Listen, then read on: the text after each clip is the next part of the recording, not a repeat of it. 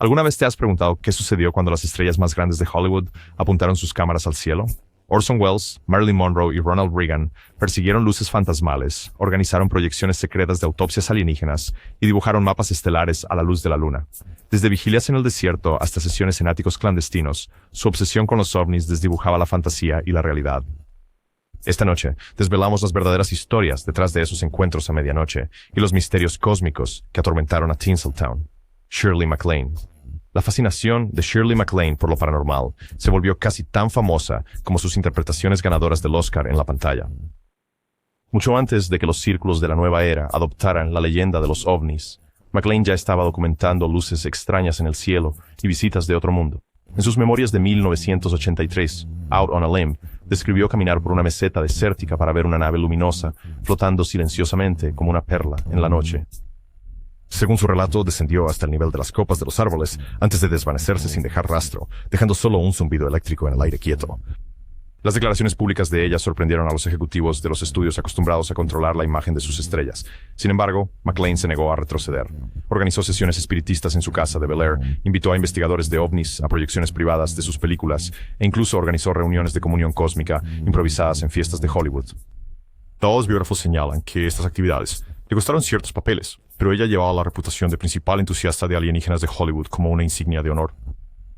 Más allá de los titulares sensacionalistas, el viaje de MacLaine se sumergió en un cambio cultural más amplio. A medida que las tensiones de la Guerra Fría dieron paso a la curiosidad cósmica, ella se convirtió en un puente entre el glamour de Tinseltown y la ciencia marginal. Sus libros posteriores, Bailando en la Luz, de 1985, y Puedes llegar desde aquí, de 1991, profundizaron en sus encuentros, mezclando autoayuda espiritual con vívidos testimonios de ovnis. Al final, el legado de MacLaine en Hollywood es doble. Una actriz pionera que nunca rehuyó las preguntas cósmicas y una figura pública que se atrevió a afirmar que a veces los mayores misterios no se encuentran en el plató, sino más allá de nuestro planeta. Gene Barry. Cuando Gene Barry entró en el set de la Guerra de los Mundos de 1953, interpretaba a un científico luchando contra invasores marcianos. A finales de los años 1960, Barry comenzó a asistir a convenciones de ovnis en el suroeste de Estados Unidos, codeándose con rancheros que juraban haber visto platillos voladores deslizarse por el desierto. En una entrevista de 1972 con la revista Fate, recordó una noche en Roswell cuando una nave sin marcas cruzó el cielo iluminado por la luna más rápido que cualquier avión que yo haya visto. A diferencia de muchas estrellas que trataban el folclore de los ovnis como un chiste, Barry lo trató como una pasión de toda la vida. Recopiló miles de recortes de prensa sobre avistamientos, escribió cartas personales a informantes militares e incluso financió pequeñas expediciones a cañones remotos, donde los contactados afirmaban haber conocido a seres benévolos parecidos a humanos. Los asistentes a las convenciones recuerdan a Barry comprando café para los testigos oculares, escuchando pacientemente relatos de luces intermitentes y estática de radio inquietante. La imagen pública de Barry nunca se recuperó del todo del estigma de su obsesión con los ovnis. Los agentes le advirtieron que no hablara de ello en las ruedas de prensa. Los estudios lo apartaron discretamente de roles de alto perfil.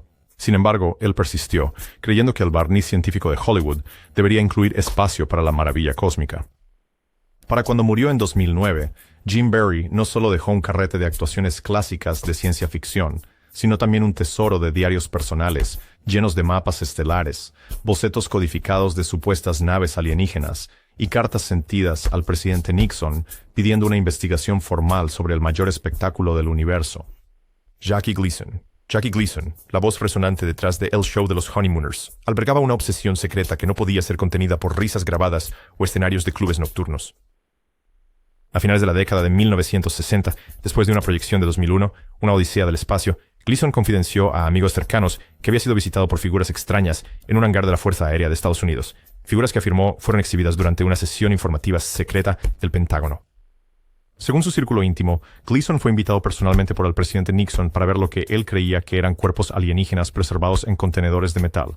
Esta afirmación extraordinaria apareció por primera vez en una entrevista de Playboy de 1975, aunque los editores la eliminaron de la impresión final por miedo al ridículo. Indetenido, Gleason comenzó a incorporar motivos de ovnis en sus espectáculos de club nocturno, bromeando sobre invitados de Júpiter y haciendo chistes sobre encubrimientos del gobierno. Sin embargo, detrás del humor había una convicción genuina.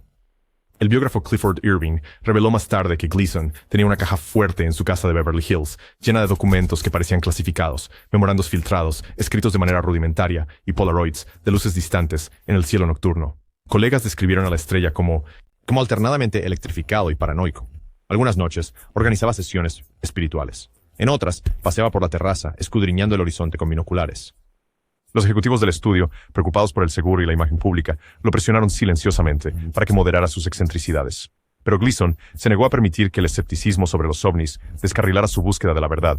En sus últimos años, trabajó en un guión titulado Hombres del Más Allá, un drama que mezcla el suspenso noir con supuestos testimonios de testigos. Aunque inacabado en su muerte en 1987, sigue siendo un testamento de un intérprete que nunca dejó de creer que el último bis podría venir de otro mundo, Gloria Swanson. El nombre de Gloria Swanson evoca el glamour de la era del cine mudo en Sunset Boulevard, pero pocos recuerdan su vida posterior persiguiendo misterios celestiales. A principios de la década de 1950, Swanson se interesó por la metafísica tras un encuentro casual con un medium de Hollywood. Comenzó a documentar sueños vívidos de visitantes celestiales, figuras altas y esbeltas bañadas en una luz azul pálida, que transmitían mensajes crípticos sobre el destino de la humanidad. Los diarios privados de Swanson, que más tarde fueron donados a un archivo paranormal, revelan bocetos detallados de estos seres y transcripciones de sus conversaciones de medianoche con ellos. Ella creía que estos viajeros estelares la estaban guiando hacia un renacimiento espiritual y experimentó con ejercicios de telepatía en su finca de Bel Air. Amigos informan que organizaba salones privados de proyección astral, donde los invitados se recostaban en cojines, mientras ella intentaba guiar viajes grupales a planetas lejanos.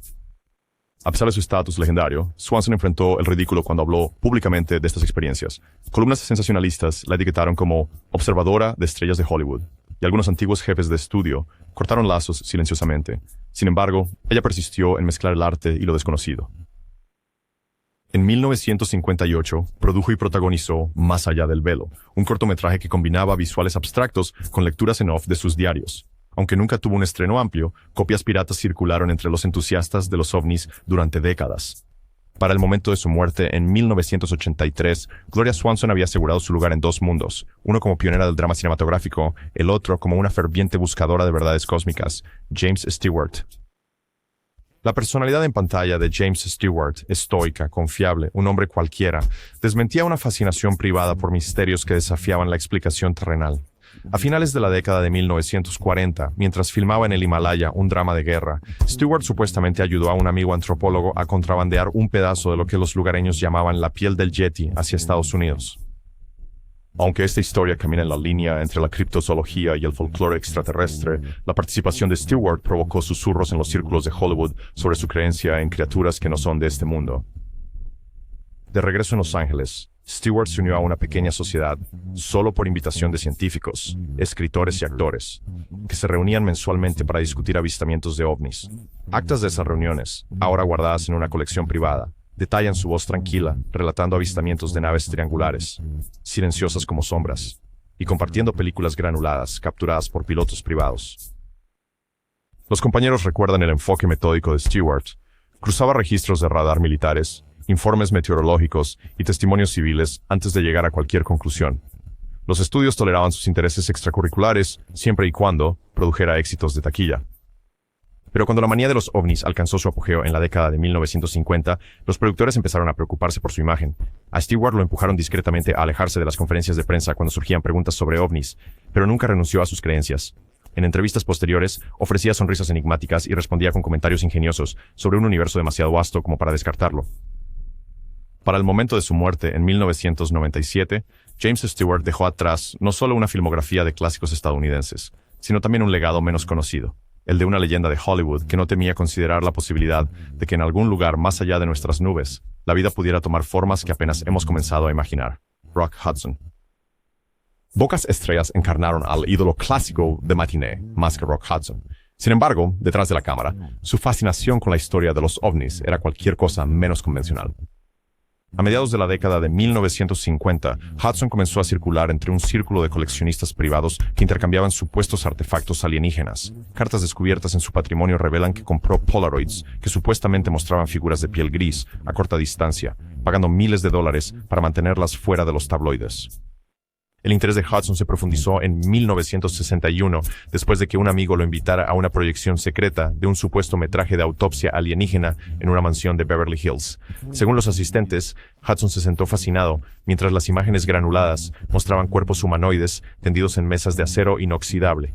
Le preguntó al anfitrión sobre la procedencia.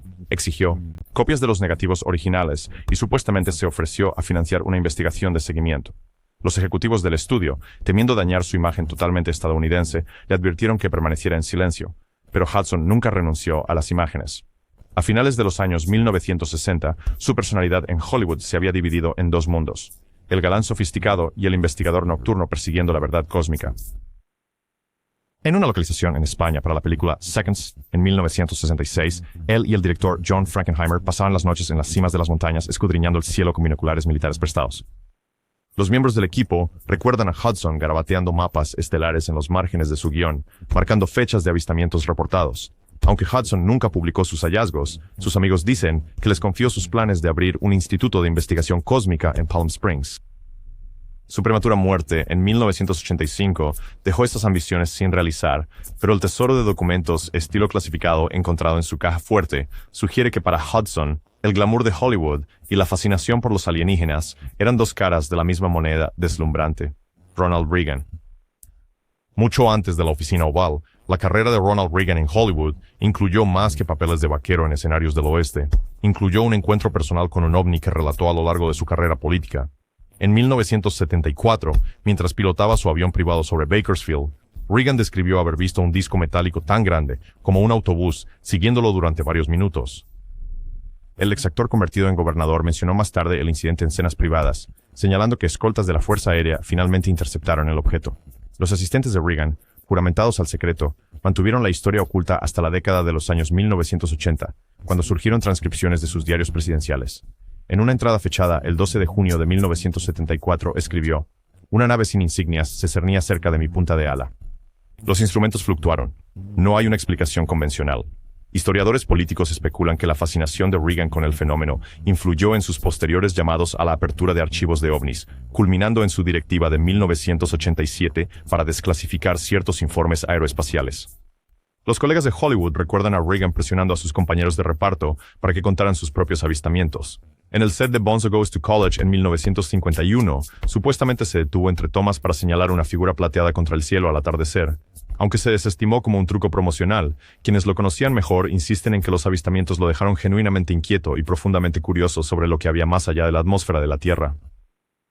La doble identidad de Reagan, como protagonista de Hollywood y futuro líder mundial, otorgó credibilidad a sus afirmaciones. Sus comentarios públicos, pronunciados con el mismo tono tranquilizador que le ganó millones de fans, ayudaron a legitimar el discurso sobre ovnis en la política convencional. Décadas después de su muerte, en 2004, sus memorias siguen siendo una fuente clave para los investigadores que rastrean la evolución del interés gubernamental en los fenómenos extraterrestres. William Holden. En las llanuras africanas filmando The Lion en 1955, William Holden encontró más que bestias salvajes. Durante una proyección nocturna junto a la fogata de material local, él y el cinematógrafo George Speralny presenciaron una formación de luces moviéndose en perfecta formación en V. Sin embargo, ningún avión ni estrellas correspondían al patrón. La entrada en el diario de Holden del 3 de noviembre de 1955 describe linternas silenciosas flotando a través de la sabana como espíritus migratorios. De vuelta en Hollywood, Holden se unió a una red informal de actores y pilotos que intercambiaban informes de avistamientos de ovnis de primera mano. Su amistad con el piloto de pruebas, Pete Evertest, le permitió acceder a registros de radar militar que mostraban manchas inexplicables cerca de la base aérea de Edwards. Holden revisó estos registros, comparándolos con las fechas de avistamientos y trazando sus coordenadas en mapas de aviación. Los estudios toleraban su investigación extracurricular siempre y cuando no llegara a la prensa. Pero cuando se estrenó Sabrina, los tabloides filtraron rumores de las vigilias nocturnas de Holden. Las aseguradoras se negaron a cubrir sus vuelos. Los productores insistieron en que cancelara las acrobacias aéreas de publicidad. Indiferente compró su propio Cessna equipado con radar y continuó las patrullas nocturnas, registrando horas en un cuaderno de vuelo encuadernado en cuero marcado con símbolos crípticos. Las búsquedas de ovnis de Holden permanecieron en gran medida privadas hasta después de su muerte en 1981, cuando un baúl sellado de informes de avistamientos y testimonios de pilotos apareció en una subasta. Aunque nunca se probó de manera definitiva, los documentos revelan a un hombre impulsado por una auténtica curiosidad y la creencia de que las grandes historias no se encuentran en rollos de película, sino en el firmamento por encima del horizonte de la Tierra. Mae West. A finales de la década de 1960, Mae West, la femme fatal definitiva de Hollywood, se había transformado en una inesperada evangelista para el contacto cósmico. En una entrevista de 1968 con el National Enquirer, afirmó recibir mensajes telepáticos de hombres en trajes espaciales. trajes que guiaron sus impulsos creativos. West insistió en que estos seres hablaban a través de ella durante trances de medianoche, dictándole poesía que luego leía en salones privados. Su excentricidad alarmó a los jefes de estudio, pero emocionó a los círculos de la nueva era. West organizaba veladas cósmicas semanales en su casa de Beverly Hills, donde ella y los invitados, que iban desde gente de la alta sociedad hasta ufólogos, intentaban establecer comunicación directa con extraterrestres a través de tableros Ouija y círculos de tambores. Fotografías de estas reuniones muestran a West, vestida con túnicas de lentejuelas, sosteniendo una esfera de cristal mientras miraba hacia el cielo. En su autobiografía, la bondad no tenía nada que ver con eso. En 1974, West dedicó un capítulo a los visitantes, describiéndolos como benevolentes arquitectos de la evolución humana. Escribió sobre visiones donde flotaba sobre Hollywood Boulevard, acompañada por guías de piel pálida que la instaban a difundir la palabra del amor cósmico. La cobertura de los tabloides pintó a West como una excéntrica inofensiva, pero los conocedores dicen que ella se tomaba su misión en serio. Redactó los esquemas de un guión titulado Reina Galáctica, protagonizado por una estrella de Hollywood que negocia la paz entre la Tierra y una federación alienígena. Aunque el proyecto nunca llegó a producción, los borradores que se conservan revelan el ingenio característico de West, entrelazado con sinceros llamamientos a la armonía universal. Frank Sinatra. El cansado croar de Frank Sinatra y sus trajes elegantes desmienten una convicción privada. La vida en la Tierra era solo parte de una historia mucho más grande. A principios de la década de 1950, Sinatra comenzó a asistir a reuniones a puerta cerrada de oficiales militares y operativos de inteligencia que afirmaban tener acceso a expedientes de ovnis. Llegó sin previo aviso a una de estas reuniones en Palm Springs, insistiendo, según se informa, en ver carretes de película clasificados de cuerpos no humanos recuperados de un sitio de accidente. El séquito de Sinatra lo describió como escéptico y cautivado, cuestionando cada detalle mientras se negaba a descartar la posibilidad. Supuestamente presionó para obtener testigos corroborantes, exigió pruebas de polígrafo de los informantes e incluso ofreció financiar un documental público que expusiera la verdad. Dicen que su poder estelar casi convenció a los enlaces del Pentágono para autorizar una filtración controlada. En el escenario, Sinatra ocasionalmente entretejía alusiones a ovnis en su charla, bromeando sobre hombrecitos verdes que querían autógrafos. Pero tras bambalinas, recogía informes de inteligencia y los anotaba con notas garabateadas, confirmar con el FBI, verificar composición del metal, cruzar datos con archivos de Roswell. Los ejecutivos del estudio le advirtieron discretamente que limitara sus investigaciones. Los publicistas desviaron las entrevistas de los temas cósmicos. En una carta de 1969 a su confidente Sammy Davis Jr., reflexionó: "El universo tiene más historias que yo canciones". Después de su muerte, en 1998, apareció un tesoro de archivos con apariencia clasificada entre sus efectos personales. Fotografías, declaraciones de testigos y registros manuscritos que sugerían que, para Sinatra, el último bis podría estar no en Las Vegas, sino entre las estrellas. Sammy Davis Jr. La electrizante presencia escénica de Sammy Davis Jr. ocultaba una búsqueda de toda la vida de lo místico, y nada lo evidenciaba más que su obsesión con la inteligencia extraterrestre. A finales de la década de 1950, Davis se unió a un círculo clandestino de místicos de Hollywood que se reunían bajo el nombre en clave Proyecto Stargazer. Las notas de las reuniones revelan su fascinación por la proyección astral como un medio para contactar mentes alienígenas. Davis organizaba sesiones espirituales semanales bajo las estrellas en su casa de Los Ángeles, donde él y otros artistas experimentaban con hipnosis, meditación guiada y dispositivos tempranos de fenómenos de voz electrónica. Los invitados afirmaron escuchar débiles susurros de otro mundo en las grabaciones, voces que Davis creía eran transmisiones de una civilización avanzada. Su interés alcanzó su punto máximo en 1963, cuando adquirió un fragmento de una supuesta roca de meteorito de Nuevo México. Davis encargó análisis químicos y comparó la composición isotópica con materiales conocidos de la Tierra. Cuando los resultados fueron inconclusos, escribió a destacados astrofísicos, buscando validación para lo que él llamaba un pedazo del cielo. A pesar de la naturaleza extravagante de sus búsquedas, Davis mantuvo su posición en Hollywood. Los productores señalaron que su fascinación por los ovnis nunca afectó su actuación. Si acaso, añadió un aura enigmática a su imagen pública. En las entrevistas, desviaba las preguntas cósmicas con encanto. "He bailado con más fantasmas de los que he visto naves espaciales", solía bromear. Sin embargo, sus amigos insisten en que se tomaba el tema tremendamente en serio. Después de su muerte en 1990, la herencia de Davis reveló docenas de cartas intercambiadas con autoproclamados contactados, grabaciones detalladas de EVP y entradas de diario que trazaban fases lunares para una comunicación óptima. El legado de Sammy Davis Jr. así se extiende. Dos reinos, uno de deslumbrante espectáculo, el otro de inquebrantable curiosidad cósmica. Dennis Hopper. El ascenso de Dennis Hopper, de actor de reparto a ícono de la contracultura, coincidió con un profundo cambio en su visión del mundo, moldeado por experiencias psicodélicas y fascinación por lo alienígena. Para 1969, Hopper vivía en Taos, Nuevo México, donde él y otros artistas afirmaban haber visto luces extrañas sobre las mesas del desierto.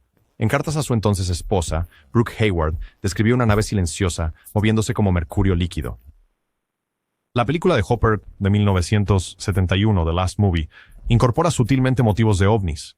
Un platillo volante estrellado en el desierto se convierte en una alucinación recurrente para el personaje principal. El elenco y el equipo recuerdan a Hopper insistiendo en filmar de noche bajo cielos abiertos para capturar la energía de avistamientos reales. Incluso invitó a rancheros locales, investigadores de ovnis autodidactas, para consultar el guión. En entrevistas, Hopper habló abiertamente sobre la supresión gubernamental de evidencia alienígena, citando helicópteros militares, sin marcar que, según él, perseguían a observadores civiles. Recopiló grabaciones caseras, entrevistó a presuntos abducidos y redactó propuestas para un documental titulado Cosmic Highway, aunque la financiación nunca se materializó. Los conocedores de Hollywood dicen que la reputación de Hopper por su volatilidad impulsada por las drogas y su comportamiento impredecible hizo que los estudios recelaran de su cruzada por los ovnis. Sin embargo, quienes estaban cerca de él recuerdan a un hombre impulsado por un auténtico asombro, convencido de que el arte y la verdad cósmica eran inseparables. Cuando Hopper murió en el año 2010, sus archivos incluían docenas de cintas de visión nocturna sin editar, cuadernos llenos de cartas estelares y un guión a medio escribir sobre el primer contacto de la humanidad, Errol Flynn. La imagen aventurera de Errol Flynn ocultaba una pasión privada por lo desconocido. A mediados de la década de 1940, mientras navegaba en su yate en el Pacífico Sur, Flynn afirmó haber encontrado un disco de luz que flotaba sobre el agua antes de elevarse hacia el cielo. Sus cartas a su amigo y compañero aventurero C.S. Forester describen el objeto como demasiado grande para ser un avión, demasiado silencioso para ser una tormenta. De regreso en Hollywood, Flynn escribió fragmentos de unas memorias tituladas Más allá del horizonte, en las que especuló que las leyendas polinesias antiguas de dioses del cielo estaban basadas en visitas alienígenas reales. Aunque los editores se resistieron a las afirmaciones extravagantes del manuscrito, Flynn distribuyó mecanografiados entre sus confidentes, con la esperanza de despertar un interés más amplio. La fascinación de Flynn se extendió a la colección de artefactos tribales supuestamente vinculados al culto extraterrestre, tallas de piedra de figuras humanoides, con cabezas desproporcionadamente grandes, y petroglifos que se asemejan a mapas estelares. Exhibió estos en su casa de Mulholland Drive, invitando a académicos y vecinos curiosos a inspeccionarlos bajo luces. Los estudios toleraron sus excentricidades hasta que surgieron rumores de que Flynn tenía la intención de financiar una expedición a Isla de Pascua en busca de evidencia de arquitectos alienígenas. Las compañías de seguros retiraron la cobertura para su viaje y el proyecto de Flynn colapsó.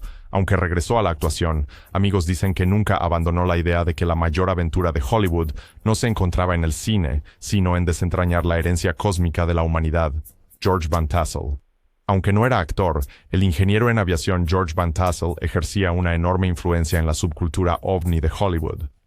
En 1953 compró la pista de aterrizaje Giant Rock en el desierto de Mojave y comenzó a organizar convenciones interplanetarias anuales, atrayendo a todos, desde directores de películas de serie B hasta actores de pequeños papeles. Van Tassel afirmó recibir planos telepáticos de seres venusianos que utilizó para diseñar su Integratron, una estructura con cúpula que creía podía aprovechar la energía cósmica. Celebridades como John Carradine y Josephine Baker asistieron a estas reuniones, dándoles un aire de estrellato.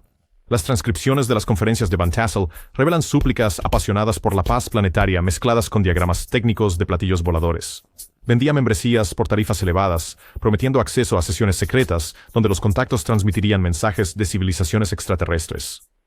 Los conocedores de Hollywood recuerdan a Van Tassel como tanto visionario como charlatán, pero sus convenciones fomentaron un intercambio genuino. Los pilotos compartieron anomalías de radar, los rancheros presentaron muestras de suelo y los contactados autodidactas describieron naves aéreas que desafiaban la aerodinámica conocida. Van Tassel registró meticulosamente cada relato en volúmenes encuadernados, algunos ahora alojados en archivos universitarios. Aunque murió en 1978, el legado de Van Tassel perdura. Su Integratron aún se mantiene en pie, restaurado por entusiastas que creen que puede rejuvenecer el cuerpo humano. Y la red que construyó entre ingenieros, místicos y soñadores de Hollywood sentó las bases para generaciones de investigadores de ovnis fascinados por las estrellas. George Reeves. George Reeves, inmortalizado para siempre. Como el primer Superman de la televisión, llevó la resonancia sobrenatural de su personaje a la vida real, creyendo que sus poderes en pantalla insinuaban verdades más allá de la ficción.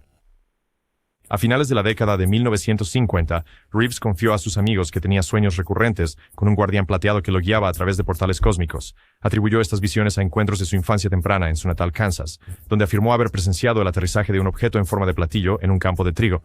Reeves se unió a un pequeño círculo de profesionales de Hollywood que se reunían en sótanos de Burbank para revisar supuestas filmaciones de ovnis introducidas de contrabando de fuentes militares. Las actas de la reunión, conservadas por un ex camarógrafo, detallan la narración tranquila de Reeves sobre un avistamiento en 1956 cerca de la base de la Fuerza Aérea Edwards, una nave triangular y silenciosa que brillaba en cada punta. Aunque la carrera actoral de Reeves decayó a finales de la década de 1950, sus preocupaciones cósmicas se intensificaron. Esbozó un esquema para una serie llamada Más allá de la Tierra, que presentaba dramatizaciones de casos de contactos reales. Los productores lo rechazaron por ser demasiado especializado. Reeves archivó el proyecto, sus guiones acumulando polvo en un archivador. Su trágica muerte en 1959 truncó cualquier posibilidad de dar a conocer esas ideas. Sin embargo, entre sus efectos personales, los investigadores descubrieron detallados mapas estelares anotados con sus propias notas, líneas trazadas entre constelaciones, fechas de avistamientos reportados y crípticas referencias a los que observan. Barbara Stanwyck. Barbara Stanwyck, la consumada profesional de Hollywood, era tan disciplinada fuera de la pantalla como lo era en ella. Sin embargo, a finales de la década de 1950, sus amigos notaron un cambio. La actriz, que solía levantarse al amanecer para paseos a caballo en el rancho, comenzó a organizar vigilias al anochecer en su propiedad de Malibu. Según la correspondencia preservada por un confidente de mucho tiempo, Stanwyck avistó una formación de luces silenciosas, con forma de cigarro, deslizándose sobre la costa del Pacífico una noche de verano. Los objetos se movían en perfecta sincronización, su resplandor inquebrantable contra el cielo oscuro. Perturbada pero intrigada, Stanwyck buscó orientación de un astrólogo privado conocido por interpretar presagios celestiales. Las cartas intercambiadas entre ellos revelan su creencia de que las luces llevaban mensajes, advertencias o invitaciones desde más allá de la Tierra. Los informes grabateados a mano del astrólogo describen la intuición aumentada de Stanwyck. Sueños vívidos de paisajes salpicados de estrellas y figuras bañadas en una luminiscencia verde pálida. Comenzó a marcar las fases lunares en su diario personal, programando vigilias nocturnas para coincidir con la oscuridad de la luna nueva. Los ejecutivos del estudio, cautelosos por su creciente excentricidad, desalentaron discretamente las filmaciones en exteriores cerca de la costa al anochecer. Sin embargo, Stanwyck persistió, instalando una plataforma en la azotea equipada con binoculares y un escáner de radio primitivo. Los vecinos recordaron escucharla murmurar en un micrófono, anunciando coordenadas que creía podrían atraer una respuesta. A pesar del riesgo para su atractivo en taquilla, ella misma financió el equipo, convencida de que las luces más brillantes de Hollywood no podían eclipsar los misterios del cielo. A principios de la década de 1960, las búsquedas cósmicas de Stanwyck se habían convertido en una obsesión privada. Regalaba a sus amigos mapas estelares anotados con sus propios símbolos, triángulos que indicaban puntos de avistamiento, círculos para zonas de aterrizaje presumidas. Aunque nunca lo hizo público, las vigilias nocturnas y los bocetos celestiales de la actriz perduran como testimonio de una leyenda que, incluso en el apogeo de la fama, se negó a descartar la posibilidad de que algunas historias no se encuentran en los guiones, sino en el silencioso baile de luces sobre el horizonte del océano. Jane Russell. La presencia seductora de Jane Russell en pantalla ocultaba una curiosidad inquieta por lo desconocido. En 1962, compró un retiro en la isla Catalina, atraída por su punto de vista remoto y cielos despejados.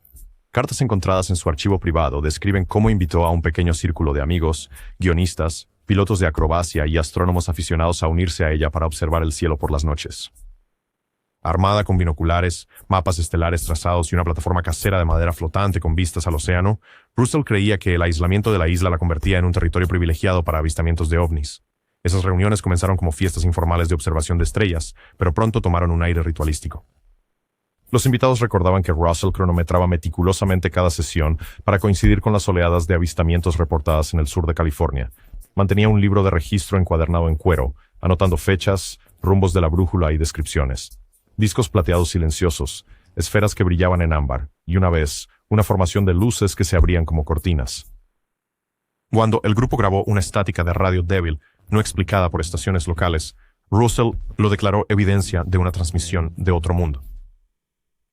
A medida que se corrió la voz entre su círculo íntimo, Russell adquirió un equipo más sofisticado, un telescopio militar de excedente, una grabadora de cinta magnética y un montón de boletines clasificados de la Fuerza Aérea obtenidos a través de un amigo oficial retirado.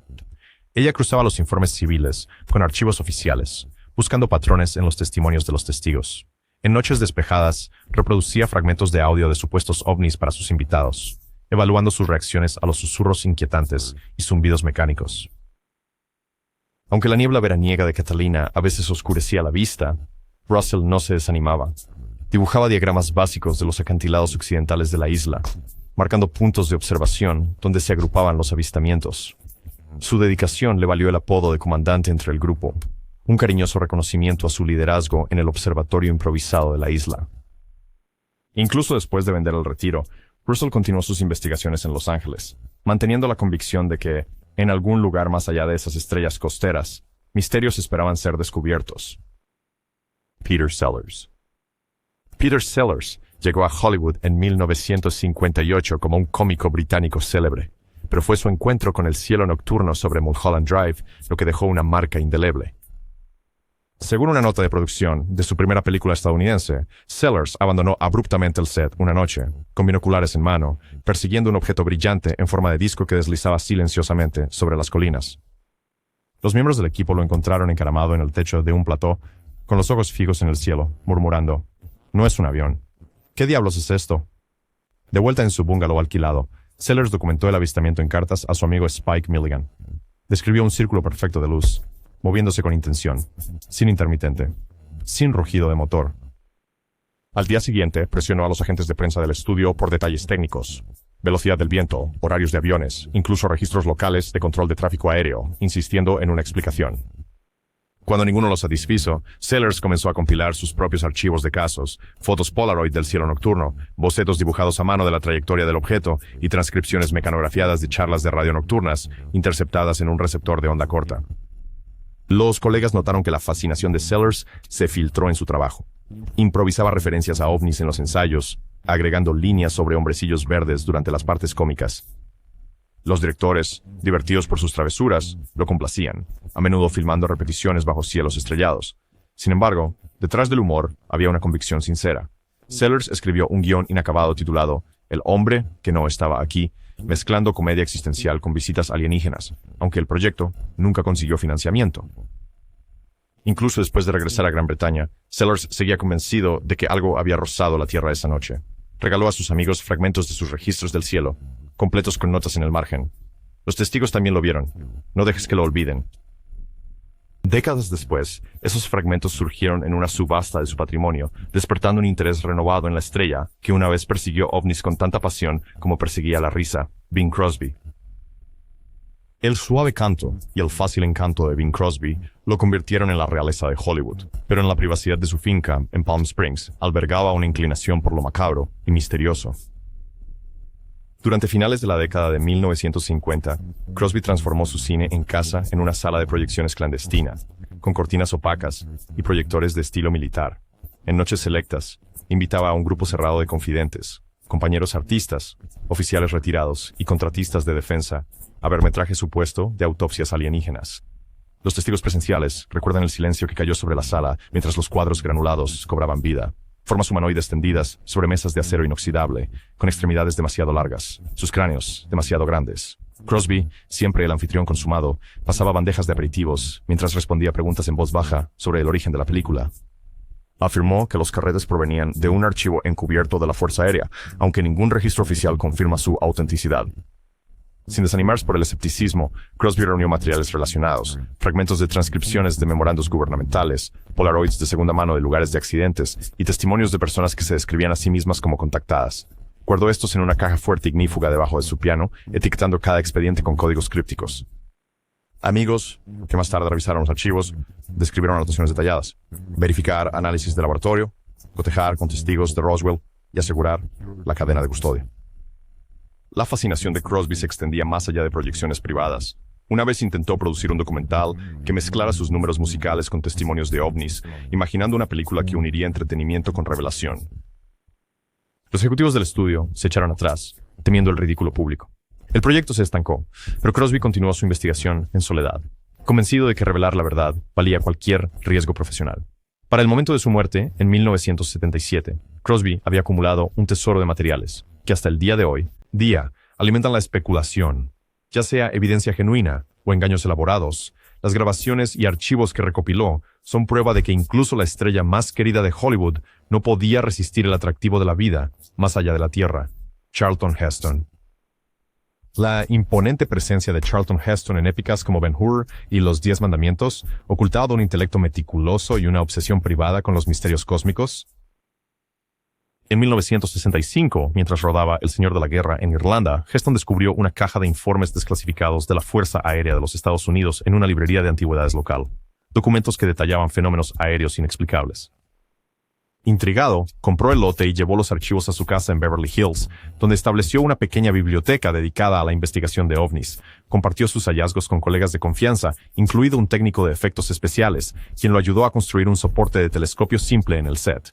Juntos, observaron el cielo nocturno durante las pausas, registrando horas de observación de estrellas bajo el firmamento de California. La dedicación de Heston se profundizó cuando un coronel retirado de la Fuerza Aérea, presentado a través de amigos en común, le ofreció acceso a sus archivos adicionales. El actor revisó resúmenes de Project Blue Book, comparando casos con periódicos civiles.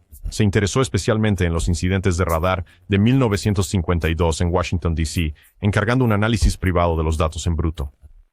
Sus conclusiones permanecieron sin publicar, pero las cartas muestran que él creía que el gobierno había subestimado la importancia del fenómeno. Aunque nunca habló públicamente sobre sus investigaciones de ovnis, Heston deslizó referencias en entrevistas, hablando de un universo lleno de posibilidades y advirtiendo contra descartar los relatos de testigos presenciales. Los productores, conscientes de su estatura, toleraban los comentarios.